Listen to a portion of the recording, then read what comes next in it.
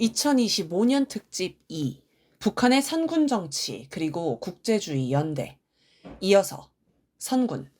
북한은 자신의 독특한 정치 방식인 선군 정치의 개념을 군사를 제1국사로 내세우고 인민군대의 혁명적 기질과 전투력에 의거하여 조국과 혁명, 사회주의를 보위하고 전반적 사회주의 건설을 힘있게 다그쳐 나가는 혁명 영도 방식이며 사회주의 정치 방식이라고 합니다.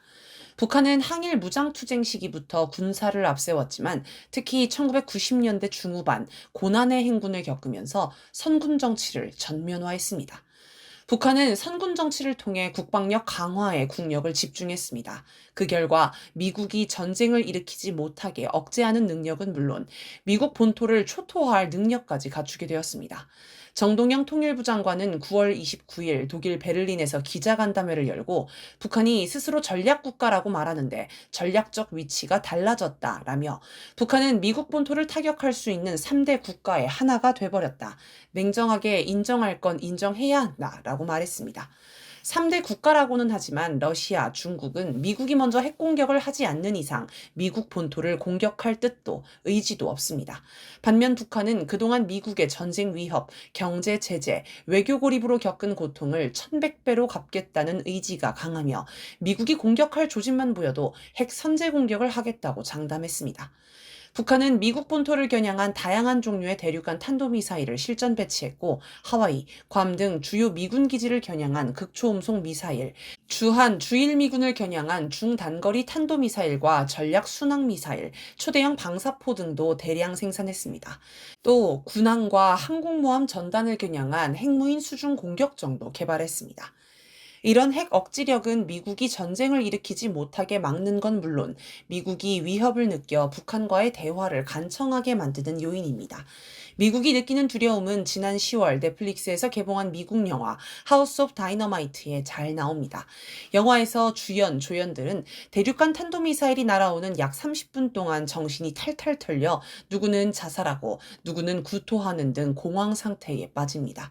실제로 2022년 1월 11일 북한이 동해상으로 극초음속 미사일을 시험 발사했을 때 미국 연방항공청 FAA는 만일의 사태에 대비해 자국 서부공항에 15분간 긴급 이륙 금지 조치를 내렸습니다.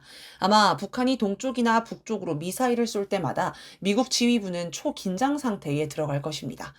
언제든 핵미사일이 미국 본토를 타격해 불모지로 만들 수 있다는 두려움은 미국의 지휘부뿐 아니라 일반 국민에게도 널리 퍼져 있습니다.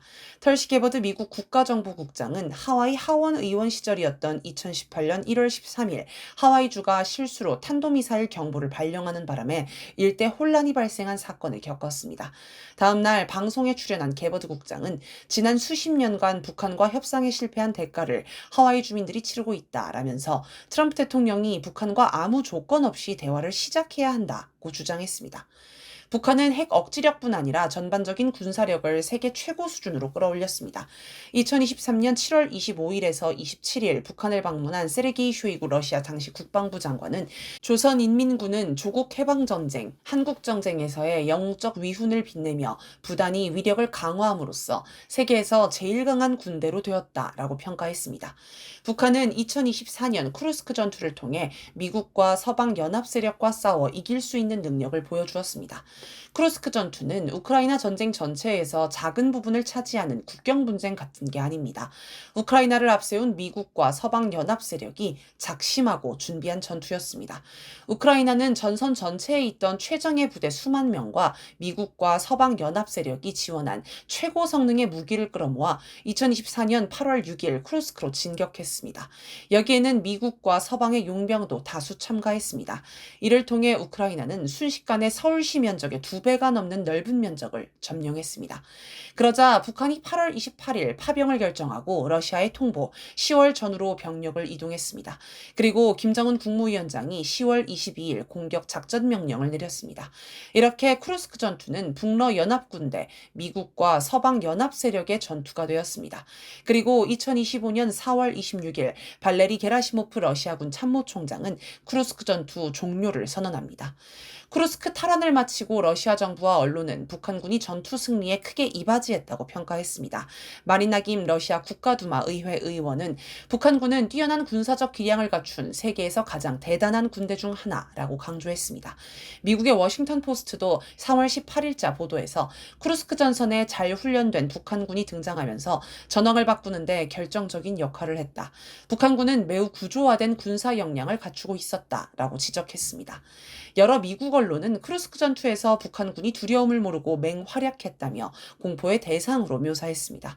북한군과 직접 교전했던 우크라이나 제225 독립강습여단의 올레흐 시라예프 사령관은 막심한 피해를 감당할 수 없어 북한군을 만나면 교전을 피하라고 부대에 지시할 정도였습니다.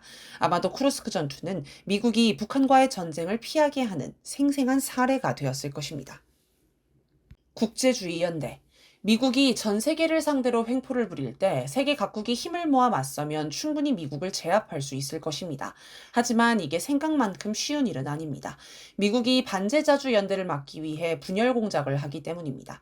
이 때문에 세계는 미국을 추종하는 나라, 미국에 협력하는 나라, 미국과 타협하는 나라, 미국과 대립하는 나라로 나뉘었습니다. 또 미국과 대립하는 나라들도 제각기 자기가 주도권을 쥐기 위해 경쟁하고 견제하는 바람에 단결하지 못했습니다. 냉전 시기에는 사회주의권이 미국과 가장 대립했습니다. 하지만 사회주의 국가들도 단결하지 못하고 서로 갈등을 빚었습니다.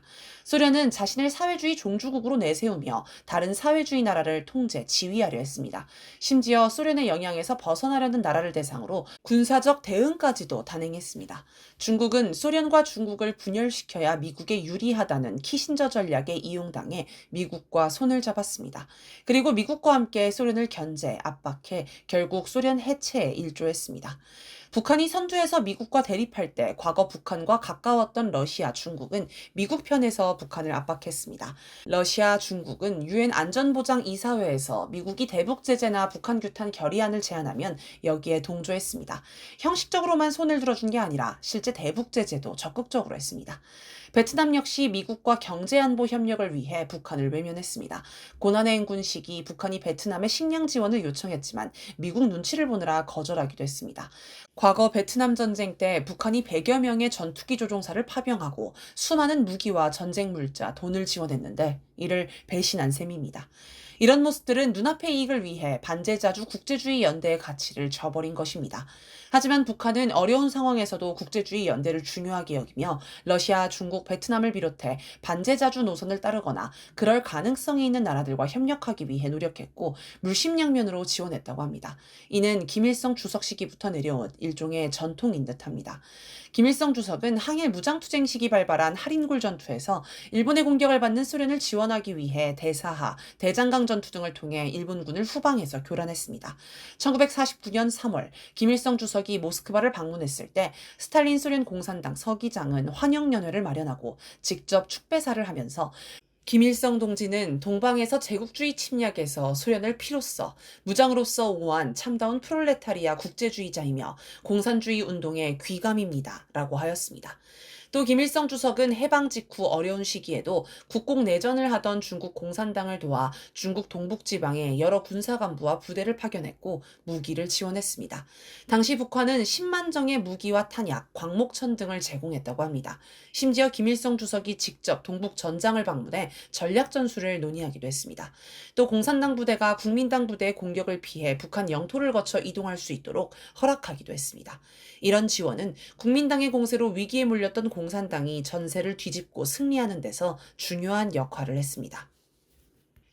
1962년 카리브해 위기 이후 소련이 쿠바를 외면하자 북한은 수많은 무기와 생산 장비를 지원했고 100여 명의 청년 노력 지원대도 파견했습니다. 그러면서 김일성 주석은 뭘 조금 원조 준다고 해서 냄새 피우지 말아야 한다. 거만하지 말고 아주 겸손해야 하며 무엇을 좀 지지하고 지원하는 데 대하여 조금이라도 우쭐하지 말아야 한다. 라고 지시했습니다.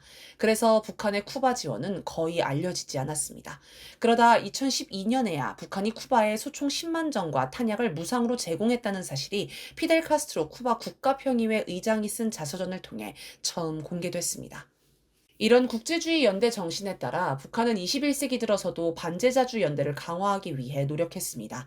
북한은 2018년 북미 정상회담을 하기로 합의하면서 중국이 고립 위기를 느낄 때 북중 정상회담을 전격 추진해 북중 관계를 일거에 전환하는 데 성공했습니다.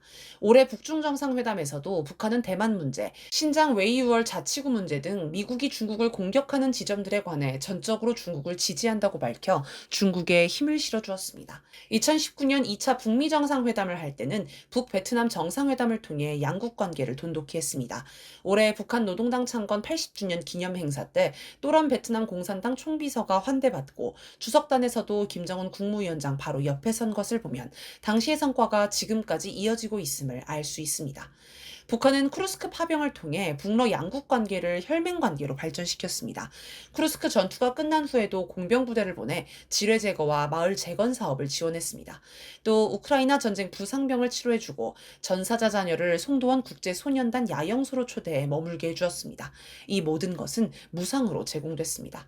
고 알렉산드로 마체고라 북한 주재 러시아 대사는 우리가 북한 친구들에게 일부 비용이라도 보상하겠다고 제안했을 때 그들은 진심으로 기분 상해하며 다시는 그러지 말아달라고 요청했다라고 얘기했습니다. 이런 노력으로 올해 지구적 차원에서 반제 자주화가 태동하는 세계사적으로 중대한 열매가 맺어졌습니다.